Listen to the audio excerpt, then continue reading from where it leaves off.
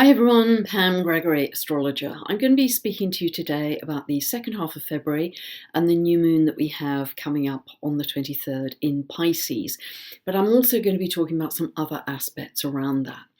Now, first of all, I'd just like to dwell on Mars a little, because within a couple of hours of that full moon in Leo on the 8th, 9th of February, Mars went out of bounds. And what that means is normally planets orbit within kind of 23 degrees latitude north or south. And when a planet goes beyond that 23 degrees north or south, it has a wilder quality. It has a kind of slightly more out of control quality to the symbolism. So Mars moves out of bounds on the 9th and stays out of bounds all the way through until the 2nd of March. So we have this very strong impulse and assertiveness because Mars symbolism is magnified all through the rest of February. It's coming to conjunct the galactic center on the 12th and the 13th of February. And whenever a planet comes to conjunct the galactic center is essentially creative energy for us, or creator energy for us, essentially, coming onto the Earth plane. And whenever a planet comes together with it, it helps to bring it down to the Earth plane. So we could be feeling stronger waves of creator energy that we can use very powerfully to create a new reality for self and others too. After that, it comes to enter Capricorn on the 16th of the month. Now, whenever a planet is within 2 degrees of the cardinal signs, that's Aries, Cancer, Libra, Capricorn, or 28 degrees of the mutable signs, that's Gemini, Virgo, Sagittarius, or Pisces, that is considered to be on the world axis. The world axis is at 0 of the cardinals. So 2 degrees either side of that, the planet is on the world axis. So for Mars, not only is it out of bounds, but it comes onto the world axis between the 16th and the 18th of February. So its symbolism is more likely to be on the public stage at that time. Then on the 22nd of the month, Mars comes to conjunct the 4 degrees of Capricorn of the solar eclipse that we had on 25th, 26th of December. So it reactivates whatever was happening at that eclipse personally and globally. And then 25th, 26th of February, it comes to conjunct the South Node. Now, the South Node in Capricorn is how power and authority have been used in the past. The South Node is very connected to collectively how it's been used in the past. When Mars comes together with that, it could be a kind of might makes right, an even more assertion around how power has been typically used. Now, it's very interesting if we look back in January, when Jupiter came to that South Node, that's when we had the assassination of the Iranian general. So there could be some kind of an echo happening here with Mars coming to conjunct the South Node on the 25th and 26th of the month. So in short, Mars is going to be super strong and running right through February. Okay, it moves back from out of bounds, as I say, on the 2nd of March. So it's very different from the Piscean energy we're going to be talking about in this session. So be aware of that. They're almost operating at 2 different levels because Mars is very yang. It's initiating, it's assertive, at times it can even be aggressive. Then we have another theme of retrograde planets. Now, all planets will stay direct in February until the 17th of the month when Mercury moves direct. But Mercury is already within its shadow zone as of the 3rd of February.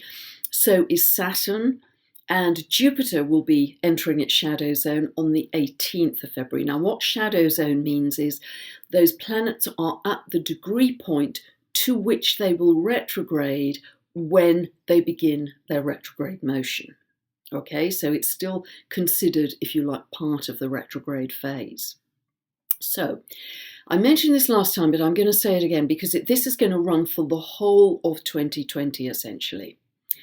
Now, Saturn already in its shadow phase, and Jupiter and Saturn don't move retrograde, in fact, until May. But with Saturn, it will only be moving from now until January 2021. That's 11 months away. It will only be moving 7 degrees of the zodiac. It'll be moving from 25 of Capricorn up to 2 degrees of Aquarius. So it will be drilling down, crisscrossing that 7-degree area. So if you have any planets between 25 of the cardinal signs, that's Aries, Cancer, Libra, Capricorn, and 2 degrees of the fixed signs, first 2 degrees of Taurus, Leo, Scorpio, Aquarius, you may well be feeling this. Now, you may feel it as having a period of hard work, discipline, focus, you have to have patience, or you may be running into slight frustrations with bureaucracy or bosses or that kind of thing. But if you've used Saturn well, with hard work, diligence, patience, and integrity, it normally delivers rewards for you, even if it's in a square like this. What will be even more beneficial for rewards long term, things that you built for the long term, will be if you have anything in the last 5 degrees of the other earth signs, Taurus and Virgo, because then you're more, it's an easier aspect to get your reward. Jupiter, very similar area. That will be moving between 17 and 27 of Capricorn over the next 10 months until November. So very close to that same area. So essentially we're looking at this second half of Capricorn. Now also, if you have any planets 17 to the end of the other earth signs, Taurus and Virgo, again, this will be particularly beneficial for you in terms of being recognized or appreciated or getting some reward or money coming in or something like that. That will be very positive. But nevertheless, this combination of Jupiter, planet of expansion, and Saturn, planet of caution or even contraction, in this second half of Capricorn largely, this will be about, see where this falls in your chart, this will be about not radical expansion of any kind, but almost celebrating the fruits of your labour.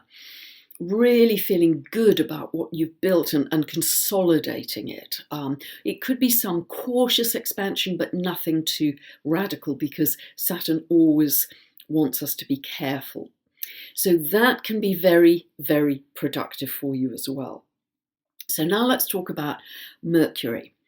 Mercury moves retrograde on the 17th of February. It's at 12 degrees of Pisces, and it moves retrograde back to 28 degrees of Aquarius by the 10th of March. That's its retrograde phase. It actually stays, I mean, it entered Pisces, I think, on the 3rd of February. It will stay in Pisces all the way through until the 11th of April. That's a very long time because of the retrograde motion of Mercury. If you have any planets or angles between 0 and 12 degrees of Pisces, you will really feel this, and it could be really beautiful for you. I mean, I happen to love my retrograde Mercury. It's not in Pisces, but Mercury in Pisces, it's very interesting that Mercury is really the planet of the mind. But when it comes into Pisces, there's almost an urge to dive deep, but not so much in a mental way, but in a spiritual way. Mercury retrograde always wants us to go deeper, to be deeper in our explorations. So this is beautiful for your creativity, your imagination. Yes, keeping a dream diary, because Pisces is very linked to dreams, but also channeled writing if you haven't done it. Can you just sit down with a pen and blank piece of paper and maybe set an intention for an area you want information on, and then just wait and see what starts to come through for you. You can get some really inspirational information this way. So this whole Piscean energy is incredibly intuitive, psychic, and inspirational. It is very helpful for us to connect to source. Pisces energy is about unconditional love, it's about source, it's about a sense of oneness, it's this dissolving function that Pisces has. So how can you get into that altered state? Is there a default method for you, whatever that is, whether it's listening to sacred music, whether it's your own form of meditation, whether it's breath work, whether it's candle gazing, whatever it being in nature, whatever it is, can you within moments shift into that state of stillness, silence, and divine presence? Because that's really what this Mercury retrograde in Pisces feels like to me. It's beautiful.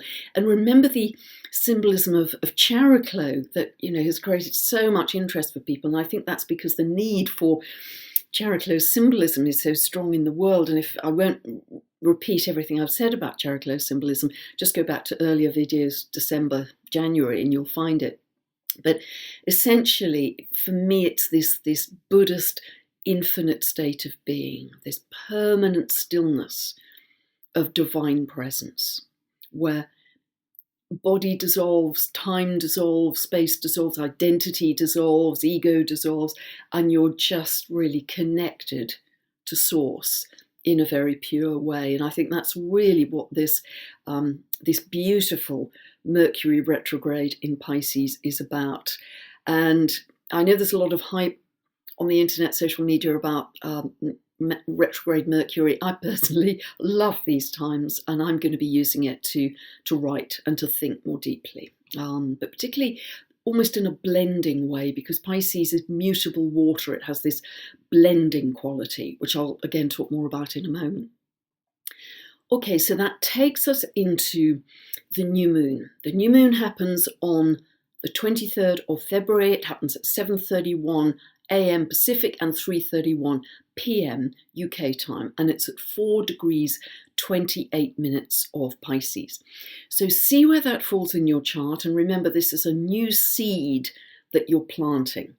Perfect time to set a new intention for what you want this seed to grow into in your life, but remember it's just the planting of the seed, but try and make your intention conditioned by the house area where 4 degrees of Pisces falls for you.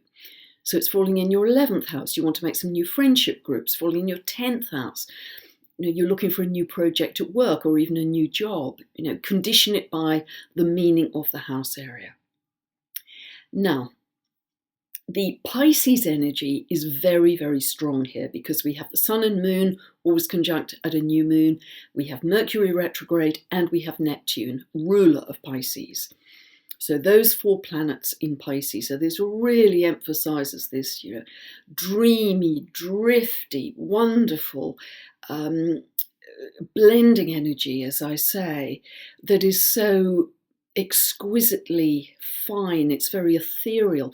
Pisces is the sign of mutable water, but mutable water can kind of flow anywhere that it's directed. So it has this, it's highly chameleon-like property. It's mutable, as I say, mutable water. So it's connected to mutation. Now that may not be perfect when we're looking at any important, big disease across the world, but it can be incredibly helpful for us to learn to just blend into something higher at this time. I'll come back to that in a moment. Okay, but looking at some of the main aspects that are happening at this time to reinforce this Piscean energy, that retrograde Mercury is at the midpoint of Sun, Neptune, and Moon, Neptune. So we couldn't really have a kind of more Neptunian new moon at this time. Apart from the fact some very different energy is coming in because the sun and the moon at this new moon are at the midpoint of Mars and Uranus. And Mars and Uranus, in fact, are in a trine, exact trine of 4 of Capricorn, 4 of Taurus. Now, this is different. This is electrical. This is to do with brilliant, original, thinking out of the box, new ideas, doing things in a completely new way. Uranus is very linked to Kundalini energy.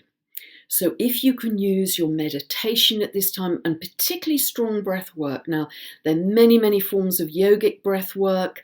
There's Buteyko breath work. I also practice, as well as yoga, forms of yoga breath work. I practice something called Soma breath, which is a combination of different forms of breath work. It's very strong, but it gets this energy vortex moving in the body that's linked to Kundalini. So again, we're being encouraged to get that energy shifting to a higher place at this new moon. It is visionary. This combination of Mars, Uranus, and the Pisces energy is truly visionary in terms of what we can create at this time. So very, very beautiful and inspirational. So when I'm talking about this mutating or blending quality of Pisces, I mean, I think Pisces more than any other I associate with light, high frequency consciousness. And can we use our meditation to pull more light into our body? Something I often do when I'm meditating is I imagine or I intend that there'll be a column of white sparkly diamond light coming straight down through my crown chakra. Can you move that sparkly light into your heart, into your heart field, and expand your heart field to the world? Because if you do that, the more we can live in our hearts, and I know I bang on about it in every video, but I'll continue to bang on about it, because living in love, living in the heart, and living in this high vibration energy is the best possible thing we can do, whatever the outer circumstances. So if we can use this blending, mutating quality of Pisces to shift to a finer level, a higher level of consciousness, pull more light into the body, expand the heart field. Imagine we're breathing in and out through the heart. We will do very well in imagining that our being is just dissolving into light, and that's ebbing outwards and affecting people we come into contact with, and they will feel it. Energy is infectious. And sometimes human evolution is linear and gradual. We are in a phase now where we are going to be going through quantum jumps in our human evolution, major leaps in our evolution.